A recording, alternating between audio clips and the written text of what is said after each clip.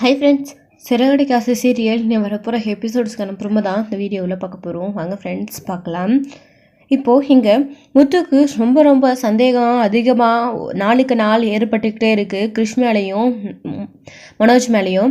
ஏன் கிறிஷ் அடிக்கடிக்க இப்போ மனோஜ் மேலே ரொம்ப பாசமாக இருக்கான் அப்படின்னு தெரியலையோ அப்படின்னு மீனா ஏதேதோ காரணத்தை சொல்லி சமாளிக்கிறாங்க. ஏன்னா மீனாவுக்கு உண்மை தெரியும் அது அப்படின்றதுனால.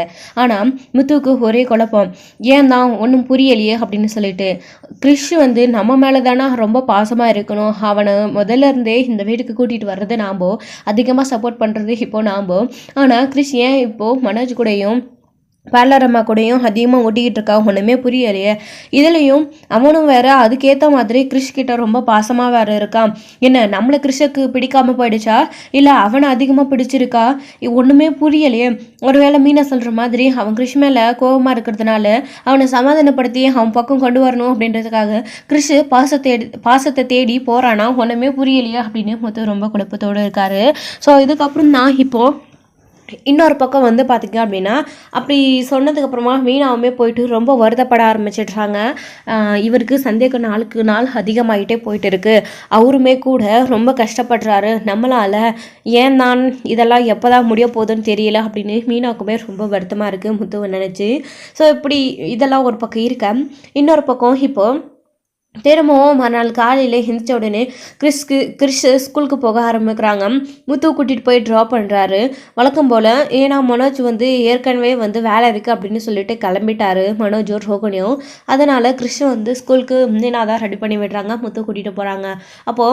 இப்போது இங்கே விஜயாவுக்கு இருந்துக்கிட்டு இன்றைக்கி தான் இந்த பிசாசோட தொல்லை இல்லாமல் இருக்குது அப்படின்னு சொல்லிட்டு விஜயா நினச்சிட்டு இருக்காங்க.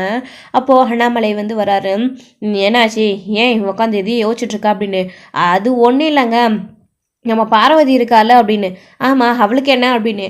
இல்லை, பார்வதி அந்த யோகா கிளாஸ்க்கு நான் செவன்னு ஒருத்தரை சேர்த்திட்டு இருந்தேன். அன்னைக்கு கூட அந்த குட்டி பிசாசை தத்தெடுக்கிறேன்னு சொல்லிட்டு இங்கே வந்தாங்களே, அவன் தான், அவங்க 2 பேரும் தான் அப்படின்னு. ஆமாம், இப்போ அவங்களுக்கு என்ன வந்துச்சு, எதுக்கு நீ அதை பற்றி இப்போ யோசிச்சுட்டு இருக்கா அப்படின்னு. இல்லைங்க, அவங்க 2 பேரும் சேர்ந்து இப்போது இந்த கதைகள்லாம் போட்டு வீடியோ மாதிரி ஏதோ பண்ணிட்டு இருக்குதுங்க ரெண்டும். அவர் கதை எழுறது, இவர் அதை பேசுறது அப்படின்னு சொல்லிட்டு. ஆமாம், இதை கேள்விப்பட்டிருக்கேன், மீனா கூட என்கிட்ட சொல்லியிருக்கா அப்படின்னு. ஆமாங்க, அவள் கொடுத்த ஐடியா தான் இதெல்லாம். அவள் கொடுத்த ஐடியாவில் தான் இதை இவங்க 2 பேரும் செஞ்சிட்ருக்காங்க அப்படின்னு. நல்ல விஷயம் தானே, உனக்கு என்ன அப்படின்னு. என்னங்க நான் எதுக்காக யோசிக்கிறேன் அப்படின்னு உங்களுக்கு கொஞ்சம் கூட புரியவே இல்லையா அப்படின்னு. நீ எதுக்காக யோசிக்கிற, தெளிவாக தான் சொல்லு அப்படின்னு. எங்க பாருங்க, இவளோ தனியாக இருக்கா, பார்வதியோ அவரோ யாருமே இல்லை, பிள்ளைங்க பொண்டாட்டி யாருமே இல்லை அப்படின்னு சொல்கிறாரு. 2 பேரும் சேர்ந்து இவ்வளோ நாளாக வீடியோ போட்டுட்டு இருந்தாங்க. எங்கள் கண் முன்னாடி ஏதோ போனால் போட்டுன்னு சகிச்சிட்டு இருந்தோம்.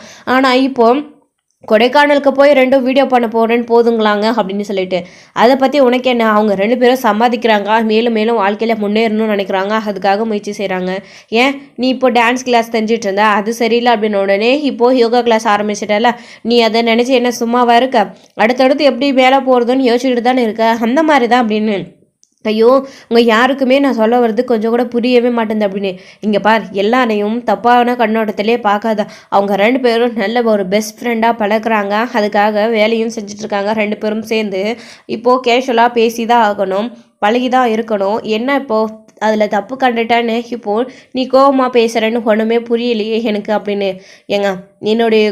நீங்கள் சொல்கிற மாதிரி என்னுடைய கோபம், என்னுடைய வருத்தம் எல்லாமே அவங்க 2 பேருக்குள்ளே ஏதாச்சும் பிரச்சனை வந்துடுமோ, தப்பான ஏதாச்சும் ஒரு புரிதல் வந்துடுமோ அப்படின்னு தாங்க அப்படின்னு விஜயா சொல்லுவோம்.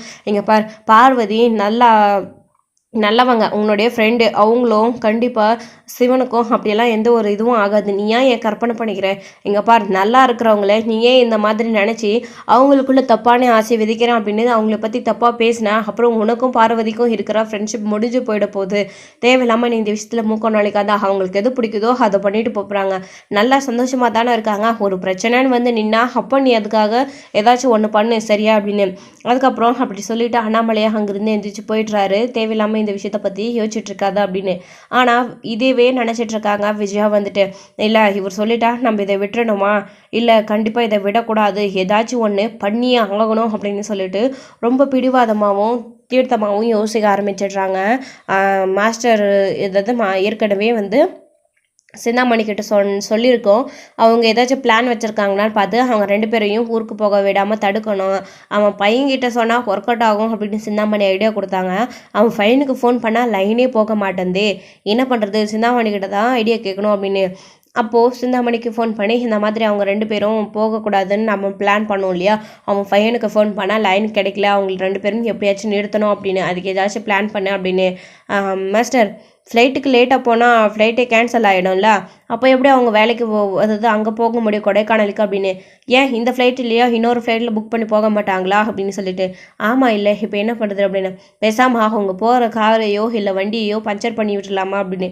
என்ன இப்படி பேசிகிட்டு இருக்கீங்க, நீங்கள் சரியான ரவுடி அப்படின்னு நான் நினச்சேன், இப்படி மொக்கையாக பிளான் பண்ணுறீங்களே அப்படின்னு. இங்கே பாருங்கள் மாஸ்டர், ஒரு வேளை நாம் இப்படி பிளான் பண்ணுறது பார்வதி மாஸ்டருக்கு தெரிஞ்சு ஏதாச்சும் பிரச்சனை ஆகிட போகுது அப்படின்னு. இங்கே பாரு, இதுக்கு மேலே பிரச்சனை நடக்கிறதுக்கு எதுவுமே இல்லை.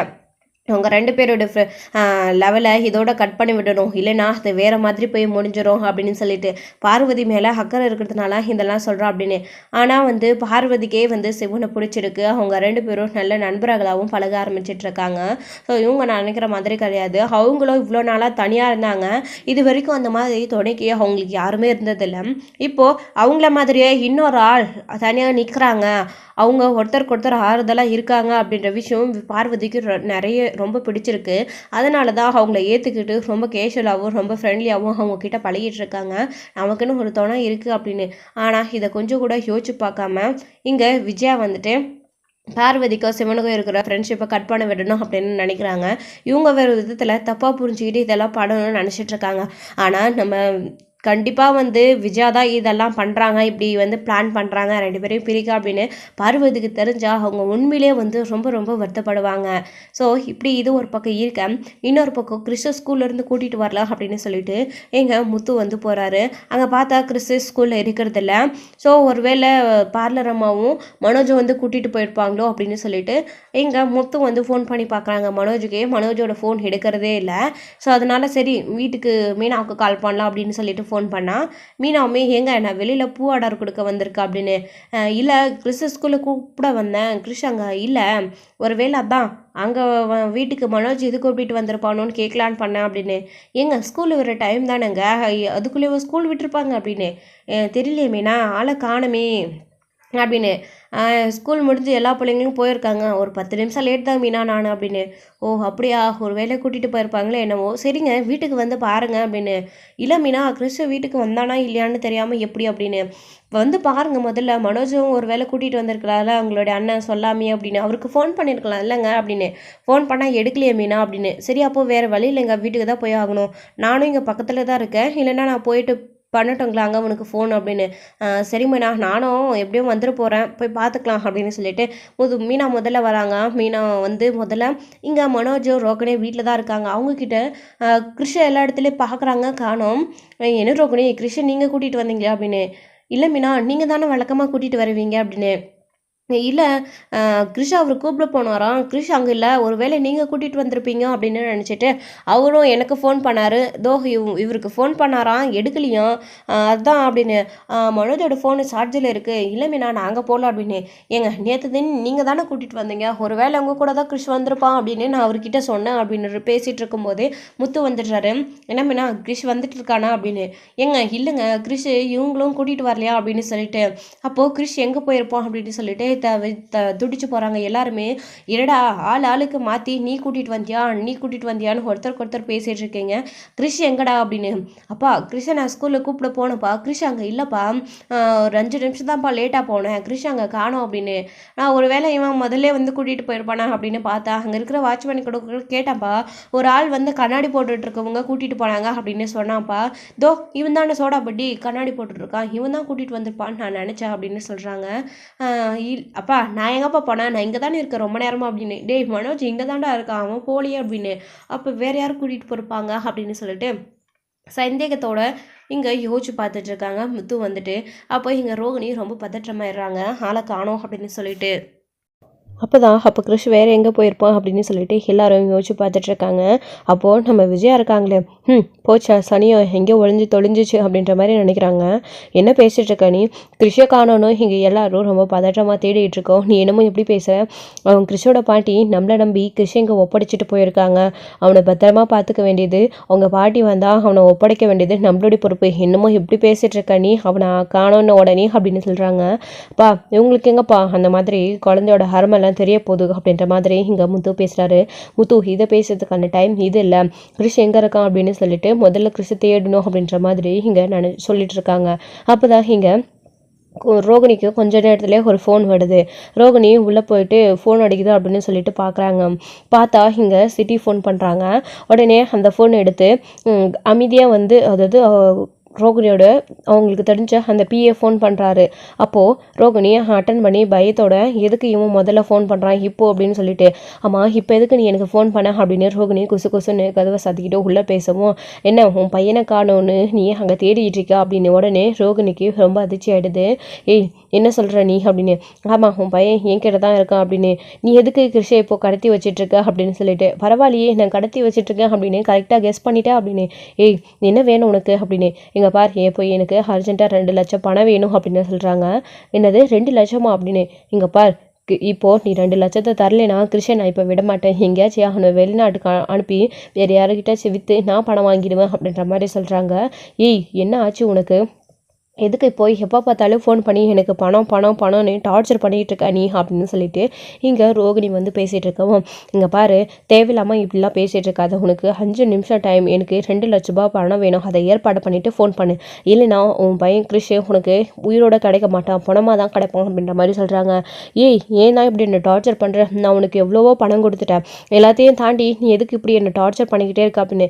நான் எதுக்கு உங்ககிட்ட இப்படிலாம் உன்னை டார்ச்சர் பண்ணுறேன்னு உனக்கு தெரியாதா? இங்கே பாரு நான் வந்து கிறிஷ் யாருன்ற உண்மையாக அப்புறம் உங்கள் வீட்டில் எல்லாருக்கிட்டையும் என்ன சொல்லிவிடுவேன் அப்படின்னு சொல்லிட்டு இங்கே மிரட்டுறாங்க. மிரட்டிட்டு நான் வந்து ஃபோனை வைக்கிறேன் இப்போது நீ யோசிச்சுட்டு சொல்லு அப்படின்னு சொல்லிட்டு அந்த பிஏ வந்து ஃபோனை கட் பண்ணதுக்கப்புறமா ரோகிணிக்கு என்ன பண்ணுறதுனே தெரியல. கொஞ்சம் நேரம் கழித்து வந்து பார்த்திங்க அப்படின்னா ரோகிணி ரொம்ப பதற்றத்தோடையே வெளியில் வராங்க. வெளியில் வந்த உடனே மீனா ரோகிணியை பார்க்குறாங்க. பார்த்து ஏதோ பிரச்சனை அப்படின்னு நோட் பண்ணுறாங்க. அப்போது மீனா கொஞ்சம் மேலே வரீங்களா, உங்ககிட்ட பேசணும் அப்படின்னு.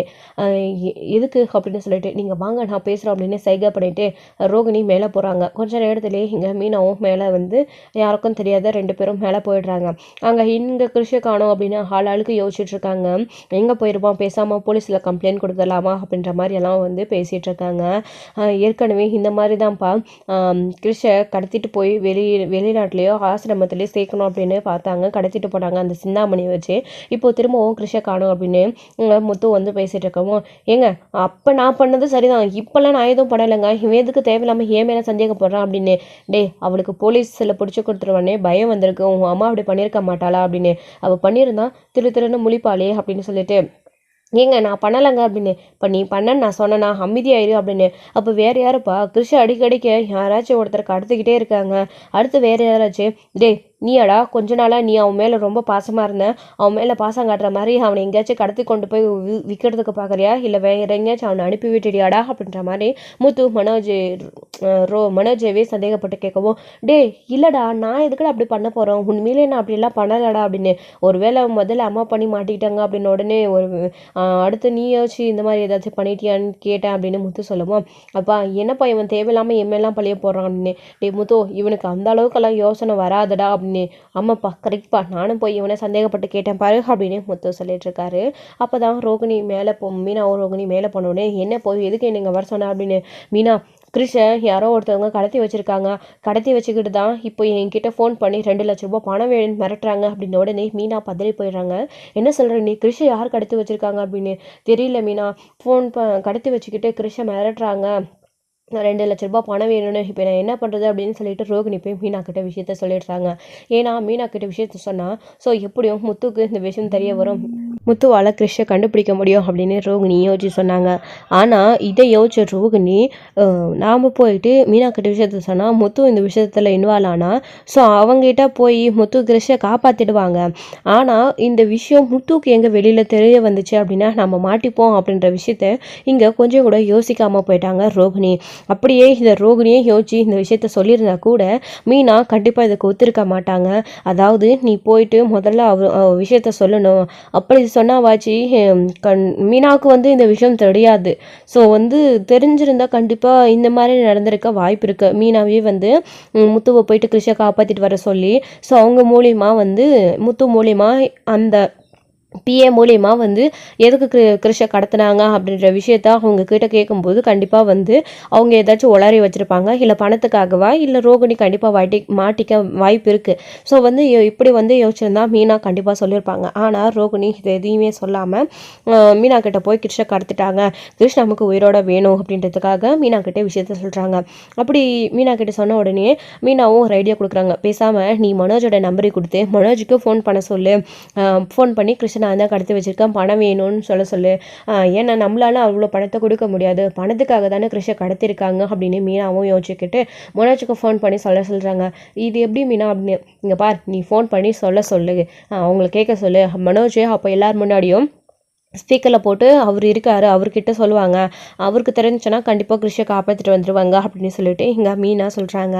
அப்போ தான் இங்கே கொஞ்ச நேரத்தில் மீனாவும் சொன்ன மாதிரி ரோகிணி உடனே அந்த பிஏக்கு ஃபோன் பண்ணி, இங்கே பாருங்கள் எங்ககிட்ட 2 லட்ச ரூபா பணம்லாம் கிடையாது, நான் ஒரு நம்பர் கொடுக்குறேன், வேணும்னா அந்த நம்பருக்கு ஃபோன் பண்ணி கேட்டால் அவங்களுக்கு பணம் கிடைக்கும் அப்படின்னு. கண்டிப்பாக கிடைக்குமா அப்படின்னு, கண்டிப்பாக கிடைக்கும், நீ ஃபோன் பண்ணி பேசு அப்படின்னு சொன்ன உடனே சரி நம்பர் கொடு அப்படின்னு சொன்ன உடனே ரோகிணியும் மனோஜோட நம்பரை கொடுக்குறாங்க. அவங்களுமே சரி அப்படின்னு சொல்லிட்டு பணத்தை வாங்கிட்டு நான் உனக்கு ஃபோன் பண்ணுறேன் அப்படின்னு ஃபோனை கட் பண்ணிடுறாங்க. என்னாச்சு அப்படின்னு மீனா கேட்கும்போது நம்பர் கொடுத்துட்டேன், ஃபோன் பண்ணி கேட்குறதா சொல்லியிருக்காங்க அப்படின்னு. சரிவா நம்ம முதல்ல கீழே போயிடலாம் அப்படின்னு சொல்லிட்டு இங்கே 2 பேரும் கீழே இறங்கி வராங்க. அப்போது கொஞ்சம் நேரத்துலேயே இங்கே மனோஜ்க்கு ஒரு ஃபோன் வருது. மனோஜ் அந்த ஃபோனை பார்த்த உடனே இது ஏதோ அன்னோன் நம்பராக இருக்குது அப்படின்னு ஃபோனை முதல்ல எடுக்காமல் விட்டுடுறாரு. டே யாரடா ஃபோன் பண்ணிக்கிட்டே இருக்காங்க எடுக்க மாட்டேன்ற, எடுத்து பேசுடா அப்படின்னு. அப்பா அது யாருன்னே தெரியலப்பா, அனோன் நம்பராக இருக்குது அப்படின்னு. டே கிறிஷை வேற காணோம், யாராச்சும் கிறிஷை கடத்தி வச்சுக்கிட்டு கூட ஃபோன் பண்ண போகிறாங்க, நீ முதல்ல ஃபோன் எடுத்து பேசுடா அப்படின்னு முத்து சொல்லும்போது ஆமாம் இல்லை அப்படின்னு சொல்லிட்டு அப்போ தான் மனோஜ் ஃபோன் அட்டன் பண்ணவும் நான் கிறிஷை கடத்தி வச்சிருக்கேன் அப்படின்னு எடுத்தடியே சொல்கிறாங்க. ஏய் யார் நீ, எதுக்கு கிறிஷை கடத்தி வச்சிருக்க அப்படின்னு. எனக்கு 2 லட்ச ரூபாய் பணம் வேணும், அந்த பணத்தை கொடுத்தா நான் கிறிஷை விடுவேன், இல்லைனா கிறிஷை விட மாட்டேன் உயிரோட அப்படின்னு மிரட்டுறாங்க. இப்போது அது ஸ்பீக்கரில் போட்டு எல்லாருமே கேட்டுடுறாங்க. சரி அப்படியே பணத்தை எங்கே கொண்டு வரணும் அப்படின்னு கேட்க சொல்கிறாங்க முத்து இருந்துக்கிட்டு மனோஜ் கிட்ட. அப்போது என்னடா நீ நம்ம பணத்தை அவன் கேட்டால் கொடுத்துடணுமா அப்படின்னு, டே முட்டாள் முதல்ல அப்படி சொல்லடா, அப்புறம் நம்ம கண்டுபிடிச்சிக்கலாம் அப்படின்னு மனோஜை திட்டுறாரு முத்து இருந்துக்கிட்டு. அப்போது சரி எங்கே வேணும் உனக்கு, எப்போ வேணும், பாரு நீ கேட்குற பணத்தை கொடுத்துடுறோங்க, ஆனால் மனோஜ்க்கு கிறிஷ்க்கு எதுவும் ஆகக்கூடாது அப்படின்னு மனோஜ் சொல்கிறாரு. நீ பணத்தை கொடுத்துட்டா நான் பையனை விட்டுருவேன் அப்படின்ற மாதிரி இங்கே அந்த பிஏ சொல்லிட்டு இருக்காங்க. இங்கே மீனாவும் ரோகிணியை நினச்ச மாதிரி எப்படியோ இவங்க அந்த பிரச்சனையை சால்வ் பண்ணுறதுக்கு கிளம்புறாங்க. அதுக்கேற்ற மாதிரி அவங்க ப்ரிப்பேர் பண்ணிகிட்ருக்காங்க. அப்போது அப்படி சொன்ன உடனே சரி நான் உனக்கு கொஞ்ச நேரத்துலேயே ஃபோன் பண்ணுறேன், எங்கே வரணும் அப்படின்னு சொல்லிட்டு பணத்தோட ரெடியாக எனக்கு ஃபோன் பண்ணு அப்படின்னு சொல்கிறாங்க. அப்போது சரி அப்படின்னு சொல்லிட்டு ஃபோனை கட் பண்ணிடுறாங்க. கட் பண்ணதுக்கப்புறமா தான் இங்கே விஜயா இருந்துட்டு பயங்கர கோவத்தில் கத்துறாங்க. யாரோ எவனையோ கடத்திட்டு போனால் நீங்கள் ஏடா அதில் இன்வால்வ் ஆகுறீங்க, அவனுக்காக நீங்கள் எதுக்குடா 2 லட்ச ரூபாய் கொடுக்கணும், எங்கள் பார் போலீஸ் லிஸ்ட்டில் கம்ப்ளைண்ட் கொடுத்துட்டு உங்கள் வேலையை பார்த்துட்டு போயிட்டே இருங்க அப்படின்னு விஜயா சொல்லும்போது, இங்கே பாரு கிறிஷோட உயிரோட விளையாடக்கூடாது, கிறிஷை கடத்தி வச்சுக்கிட்டு பணம் தரலைன்னா கொன்றுவேன்னு சொல்லிட்டு இருக்கேன், இப்போ போய் போலீஸ்கிட்ட சொல்லி போலீஸை கூட்டிகிட்டு போனால் அவன் அமைதியாக இருப்பானா, கொஞ்சமாச்சும் மூட இருக்கா அவனுக்கு அப்படின்னு, அவங்களுக்கு எங்கப்பா அது இருந்திருக்கு அப்படின்னு. மீனா இங்கே எங்கடா போலீஸ்க்கு ஃபோன் பண்ணிடுவாங்களோ அப்படின்னு ரோகிணியும் மீனாவும் கூட முதல்ல பயந்துடுறாங்க. அதுக்கப்புறம் தான் இங்கே முத்து இருந்துக்கிட்டு போலீஸ்க்கெல்லாம் போகக்கூடாதுப்பா, அப்படி போலீஸ்க்கு போனால் நீங்கள் சொல்கிற மாதிரி கிறிஷோட உயிருக்கே ஆபத்தாயிடும், அவன் சொல்கிற இடத்துக்கு நாங்கள் பணத்தோடு போய் கிறிஷை நான் கண்டுபிடிச்சி கூட்டிகிட்டு வரப்பா, டே வாடா மனோஜ் அப்படின்னு சொல்லிட்டு இங்கே போகிறாங்க பணத்தை எடுத்துக்கிட்டு. ஸோ இதோட இந்த எபிசோடு முடிச்சிருக்காங்க. அடுத்தடுத்த எபிசோடில் என்ன நடக்க போகுது, முத்துக்கிட்ட அந்த பிஏ மாட்டிக்க போகிறாங்களா, கிறிஷை நல்லபடியாக காப்பாற்றுருவாங்களா, ஸோ என்ன நடக்க போகுது அப்படின்றதெல்லாம் வெயிட் பண்ணி நெக்ஸ்ட்டோட எல்லாம் பார்க்கலாம். தேங்க்யூ. இந்த வீடியோ உங்களுக்கு பிடிச்சிருந்தா லைக் பண்ணுங்கள், ஷேர் பண்ணுங்கள், கமெண்ட் பண்ணுங்கள், மறக்காமல் பெல் ஐக்கனை கிளிக் பண்ணி வச்சுக்கோங்க.